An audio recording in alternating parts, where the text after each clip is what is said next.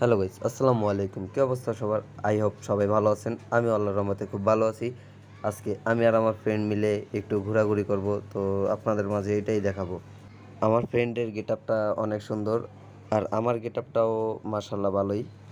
কথা বলতে বলতে আমি সিএনজিতে উঠে বসে পড়লাম। আর এইটা হইতেছে আমাদের রায়বাজার এলাকা। আর রায়বাজার এলাকাটা অনেক ময়লা হয়ে গেছিলো। আর সিএনজি মামায় তার সিএনজি চালু করে দিছে, আর সে মনের সুখে তার সিএনজি চালাইতেছে। সিএনজিটা আর কি আমার হাইটের থেকে ছোট হয়ে গেছিল। তো কি করার, কিছু করার নাই, কারণ আমাদের পকেটের অবস্থাও ফাঁকা। আর সিএনজি মামার একটু পরপর জুম করতেছি, আর মামা আমাদের মোবাইলের দিক তাকাইতেছিল যে আমরা ভিডিও করতেছি কিনা। আর এটা হইতেছে যে আমার ওল্ড আগের স্কুলের সামনে দিয়ে ডাল দিয়ে সুন্দর মতো রানিংয়ে আর কি নেমে যাইতেছি। তো সেই ফিল পেতেছি। রাস্তাঘাটের অবস্থাও অনেক ভালো। আবার একটু পর পর জ্যাম বাজে, কিছু করার নাই, এটাই আমাদের জীবন, এইভাবেই চলতে হবে। আর আমার হাতে এই যে অ্যাপেল, আমি অ্যাপেল নিয়ে শো করতেছি একটু।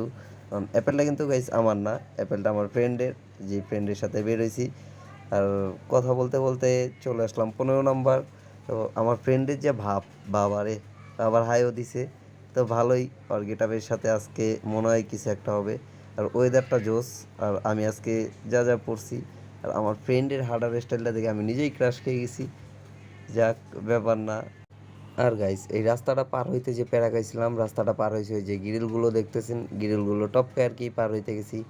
আর এদিকে আমি একটু পরপর জুম করে যাইতেছি আর যাইতেছি। আর ধানমন্ডিতেও বুঝে নিয়ে গেছি, পুরা ফাঁকা রোড, সুন্দর মতো মনের সুখেতে যাইবেন আর হাঁটবেন। আর সামনে যে হুজুর ভাইটা কত সুন্দর হাঁটতেছে, বাহ কত।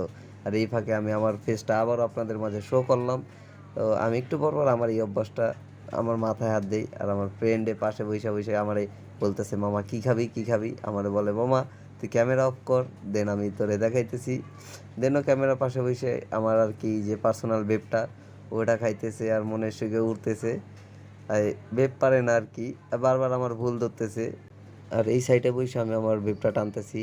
আর ওর ক্যামেরার সামনে এসে পড়ছে, ওর মামা তুই একলা খাস কেন, আমার একটু দেখা। আর ওর ক্যামেরার মাঝখানে কি জানি বলতেছে। আর যা বলতেছে পার্সোনালি আমি মাঝখান দিয়ে হাই দিয়ে দিলাম। আর কি, ক্যামেরাটা লড়াইতেছে আর হাঁটতেছে, লড়াইতেছে হাঁটতেছে। তো গাইস, আমি আগেই বলছিলাম ওয়েদারটা সুন্দর, আর সাথে যে কাপড়টা, এটাও আরও মার্শাল্লাহ সুন্দর। একসময় আমারও ছিল গাইস, কিছু করার নাই। তা হাসান সামনে দেখে আর কি পুরাই ক্রাশ খেয়ে গেছে। আর হাসান রে মেবি দেখে নাই, দেখলে ওর প্রতিও ক্রাশ খেয়ে যেত। আর আমি ওই দিক দিয়ে একটু ভাব নিতেছি, কারণ বুঝছেনই তো গাইস, এই বয়সটা সবারই আর কি থাকে। আর যাদের বাসায় ডিম নাই তারাই মামার কাছ থেকে ডিম নিতে পারেন, মামায় ফ্রিতেই দিয়ে দিব। আর আমি এদিকে তাদের কাপড় ম্যাচিংটা দেখে আকাশের দিকে হাত দিলাম। হাত দিতে দিতে আর কি ডিঙ্গির কাছে চলে আসলাম। তো ওই ডিঙ্গির মাঝখানে এসে আমরা নিজেরাই কনফিউজ যে কোন দিকে যাব, কারণ ধানমন্ডি তো পুরাটাই। তো আমরা ডিসাইড করলাম যে আমরা যে কোনো একদিকে যাব। আর হাসানে কি করব, গাড়ির সামনে দিয়ে কোনো কিছু মানতেছে না, কারণ ওর একটা এক্সট্রা ভাব আছে। আর ওই বারবার আমাকে হাই দিতেছে, বুঝলাম না গাইস। কথা বলতে বলতে আমরা ফ্লাইওভারের উপরে উঠে গেলাম। সরি, ফ্লাইওভার না, এটা কি বলে, ফুট ওভার মেবি, আচ্ছা যেটাই হোক, ব্যাপার না। তো এটা এটা দিয়ে হাঁটতে হাঁটতে আমরা উপরে উঠলাম। সো আমি একটু পরপর জুম বাড়ি দিতেছি, কারণ আমার কাছে ভালোই লাগতেছে। তো ও একটু পরপর খালি ক্যামেরাটা আমার কাছ থেকে নিয়ে যেতেছে, আর ওর ফেসটা শো করতেছে। আর আমি এদিক দিয়ে আবারও আপনাদেরকে একটা হাই জানিয়ে দিলাম। আর ওর চেহারাটায় আজকে ফেসটাই গ্লেস মারতেছে, আর ওই এরিয়াল ভিউটা নিতেছে। আর আজকে ধানমন্ডির ওয়েদারটা ছিল মাশাল্লাহ অনেক জোস। আর আমি এদিক দিয়ে আমার ভেবটা নিয়ে আর কি একটা সিনেমেটিক ভিউ বানানোর ট্রাই করতেছি। তো ভেবটার ক্লাউডটা জোস, আর ভেবটা খায়াও মজা আছে। তো হাঁটতে হাঁটতে রবীন্দ্র সরোবরের ভিতরে আমরা ঢুকে পড়লাম। রবীন্দ্র সরোবর আজকে অন্য অন্য দিনের থেকে আর কি পুরো ফাঁকা ছিল, আর আমি সানগ্লাসটা ভাল লাগছে। আর আজকে এটা দিয়ে চোখে পরে আর কি ছবি সব কিছু তুললাম। আর আবার আপনাদের কাছে ফেস করলাম। আর আমার ফেসটা পুরো ময়লা হয়ে গেছে। আজকে আর কিছু বলেন আর না বলেন, আমার বন্ধুকে কিন্তু অনেক জোশ লাগতেছে। কারো যদি ভালো লেগে থাকে তাহলে অবশ্যই কমেন্ট করবেন। আর আজকে আমার কাছে পার্সোনালি আমার নিজের কাছে ভালো লাগলো। আর এই ভালো লাগার দৃশ্যের মধ্যে ভালো লাগা একটা সাংবাদিক এসে বললো কিসের যেন একটা ইন্টারভিউ নিতেছিল। প্রথমে ভাবছি আমাদের ইন্টারভিউ নেবে, এখন দেখি না গাইস, তারা অন্য ইন্টারভিউ নেয়। তো কথা বলতে বলতে ধানমন্ডি রবীন্দ্র সরোবরকে আমরা বাই দিয়ে দিলাম। তো আমরা এখন যাব বাসার দিকে।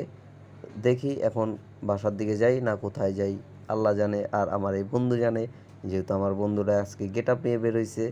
আমার বন্ধুটা বারবার বলতেছে যে কই যাবি কই যাবি, আমি বলি বাসায় যাই, ওই বলে না আজকে একটু ধানমন্ডি গার্লসের সামনে যাবো। তো গার্লসের সামনে যাই দেয় আমার এক্সট্রা আরও ভাই ব্রাদার এই একজন আছে সাইকেল নিয়ে। আর আমি সাইকেল টেকলে তো আর জানেন আমার কোনো ঠিক ঠিকানা থাকে না। তো একটু পরে আমি সাইকেল নিয়ে দুই একটা স্ট্যান্ড করব। তো চলুন স্ট্যান্ডগুলো সিনেমেটিক ভিউ দিয়ে দেখে আসা যাক, চলুন।